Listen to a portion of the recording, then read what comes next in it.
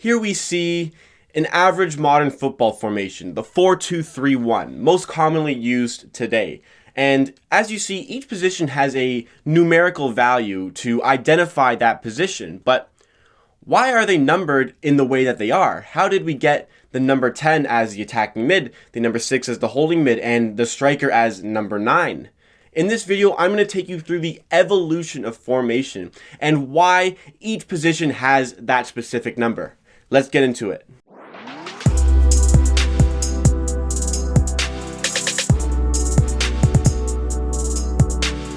What is up, everybody? Jacob Edwards here with Amateur Hour Sports, where we give you raw and unfiltered sporting content Monday, Wednesday, Friday, and Saturday. We also tend to give you some educational videos just like this one. So if you like what you see, make sure you subscribe to Amateur Hour Sports for more content just like this. Like I said, in this video, I'm going to take you through the evolution of formation, how we got to this point where each position has that specific number, like you see in the 4-2-3-1, or as you could see in a 4-3-3, or even a 4-4-2, among others. Obviously, there are other systems that are employed today, but this is the most common, and this is the most common terms associated with these numbers. So back in the very early stages of football, most teams, especially in Western Europe, where the sport was most popular, played with a 2-3-5 formation, if you'd believe it. And obviously in today's age that wouldn't work. That's why we evolved to the stage that we're at. But at the time, the focus was more so on just when you got the ball, you ran up and tried to score yourself. There wasn't a lot of system involved with the way you played. It was a lot of individualistic play. It wasn't so structured. There wasn't a build-up. There wasn't a structure on defense. It was just go out, run around, and try to score more than the other team. And that's why the 2-3-5 worked, I guess, in that time, because you had 5 forwards who were out there to score goals. So maybe you scored a lot, but you weren't so structured on defense. So let's take you through each position and why they are numbered the way they are in the modern 4-2-3-1. Starting with the goalkeeper, it's pretty fucking simple. Number 1, first name on the team sheet. You went in order by numbers. That's how it happened. Each player was given the number based on how they were put on the team sheet. And the goalie, first name on, number 1. Pretty simple. Even to this day, this number 1 is a staple. Now we get to the 2 defenders in the 2-3-5 formation. You have the number 2 and the number 3, most commonly associated with the fullback position in today's age. The left back and the right back. The right back wears number 2, the left back wears number 3. And as you see in this 2-3-5, after the goalkeeper, it goes in order right to left. So we get the right side defender as number 2, the left side defender as number 3. But how did they get to the fullback position? Well, as soccer evolved, you realize you need a bit more on defense. So those 2 defenders started to drift further wide, allowing 2 of the 3 midfielders to drop in their place. And the lower numbers being the 4 and the 5 dropped into that place in the middle, which gave us what we see now, a bit of a back 4. So the fullbacks are called fullbacks because at the time in the 2-3-5, they were full-time backs.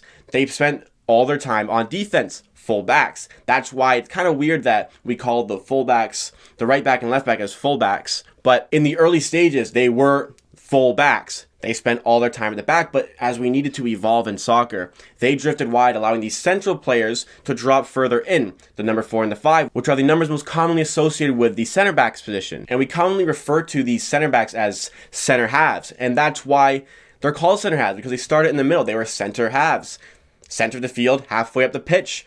That's why they're called that. Maybe it's kind of weird that we call the left back and right back fullbacks, even though they're further up the field in modern football than the center backs, who are called center halves, but that's where the name came from. That's where the term came from. The 4 and the 5 drift back into a bit of a back 4. Now we're starting to see the formation take shape a little bit. On to the number 6, the only remaining midfielder. He was the defense-minded midfielder. Number 6, the holding mid, defensive mid. He stayed there, but now he's all alone, and we need to bring some people in to play with him because he can't play in the middle on his own. So the number 9 as the spearhead in the center of the front 5 was the out-and-out goal scorer. So we needed to drop some people back into the middle, and it couldn't have been a winger because they were focused on, well, playing on the wing. So you take one of the front 3 in the middle. With that, you pull back the 8 to play as a bit of a center mid now. Number 8, commonly associated with the center mid, the likes of Steven Gerrard and Frank Lampard come to mind immediately with the number 8. You bring them back into that formation in the middle. So you have the more defense-minded number 6, the holding mid, and a bit of a box-to-box number 8 playing with him. And then, well, we still need a bit of support for that midfield because it's only 2. So maybe you can pull back the wingers a bit and you have what we can see as a bit of a 4-4-2 formation, but also it would be difficult to serve the front two in just a plain 4-4-2. So the number 10 had to drop back a bit because the number 9 is the out-and-out goal scorer, as I've already identified. The number 10 drops back into that midfield position and becomes the attacking midfielder. That is why the number 10 is the attacking midfielder, because number 9 always was in the middle of that 2-3-5, which meant he was the goal scorer, the spearhead. The number 10 could drift in and start to play make a little bit, play off the number 9, play with him a little bit, but get involved in midfield. And that is where we see a bit of the formation take shape. And then as we evolved, the wingers were a bit further back to play in midfield. And now we see all of a sudden the 2-3-5 has evolved into a 4-2-3-1, but the numbered positions have remained the same, because we went from this 2-3-5 where they were numbered right to left, from defense to midfield to forward, but then now we are treated to the 4-2-3-1 where as it evolved slowly, they kept those numbers because the fullbacks who were in the middle had spread out wide. We get into the midfield where we needed help at the back now. We can't just defend with 2. The 4 and the 5 drop into the middle.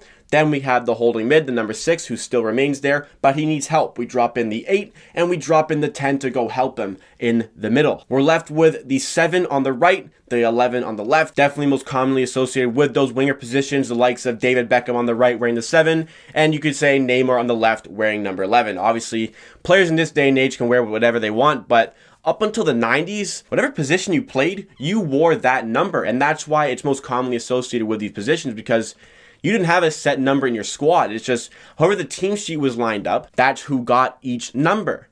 Now in this day and age, you got like Trent Alexander-Arnold wearing number 66 playing right back, and N'Golo Kante as a holding mid wearing number 7. Obviously, it differs in this day and age. But as a manager sets out a formation for his team to start a game, you can commonly hear them refer to at least the midfielder positions more often as the 68 and the 10, and the striker, the number 9, has always remained. The wingers are a bit different. You know, it's pretty self-explanatory. The wingers are on the fucking wing. Right back, left back, center back's pretty self-explanatory. But your role can be defined in the midfield by that number.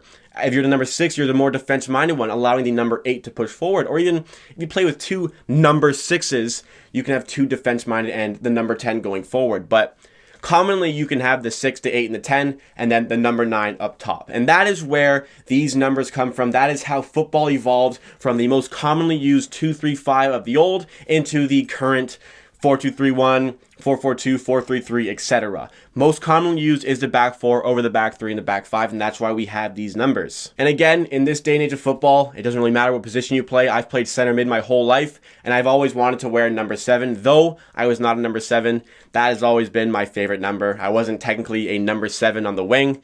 That's just the way it was. And now I've kind of evolved into more of a defense-minded midfielder and sometimes playing as a center back, which I didn't bother changing numbers, so it looks a bit weird to have the number 7 at the back, but that's the number I like, that's the number I use. You are free to use whatever number you want.